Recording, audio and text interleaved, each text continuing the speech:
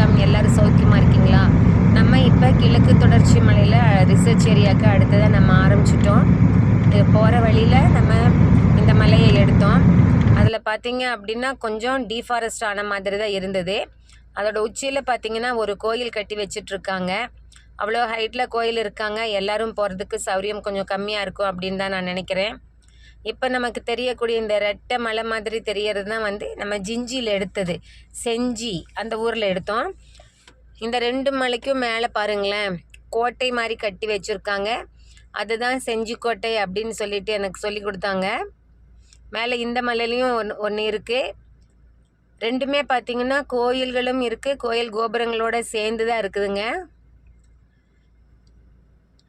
அந்த கோட்டை சுவருக்குள்ளே வந்து பலவிதமான ஃபெசிலிட்டிஸ் அந்த காலத்திலே அந்த ராஜா செஞ்சு வச்சுருந்ததாக சொல்கிறாங்க.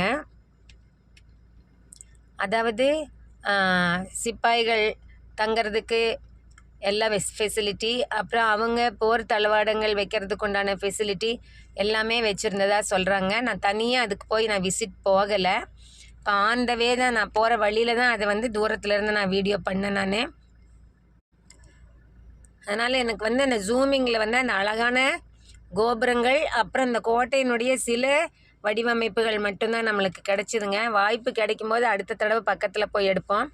மேலே அந்த அப்படியே வரிசையாக கற்கள் அடுக்கின மாதிரியான அமைப்புமே வச்சுருக்காங்க. அந்த மலையே ஃபுல்லாக பார்த்திங்க அப்படின்னா சின்ன சின்ன பாறைகளாக தான் இருக்குங்க.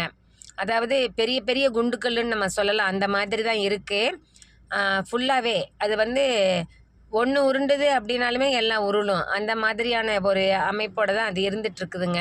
இப்போ க்ளோஸ்அப்பில் நீங்கள் பார்க்கும்போது தெரியும், அப்படியே அந்த மற்ற மலைகளெல்லாம் ஒரே மலையாக இருக்கும். இது மேலே ஃபுல்லாக வந்து பாறையாக உருண்டு தான் இருந்துகிட்ருக்கு.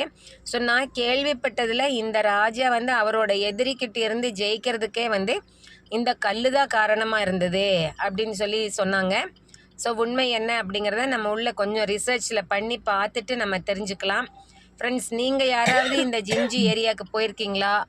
அந்த செஞ்சி கோட்டையை விசிட் பண்ணியிருந்தீங்க அப்படின்னா நீங்கள் எனக்கு அதை அப்டேட் பண்ணுங்கள். நான் கொஞ்சம் ஒரு 2-3 வருஷத்துக்கு முதல்ல அந்த கோட்டைக்கு போயிருக்கேன் நான்.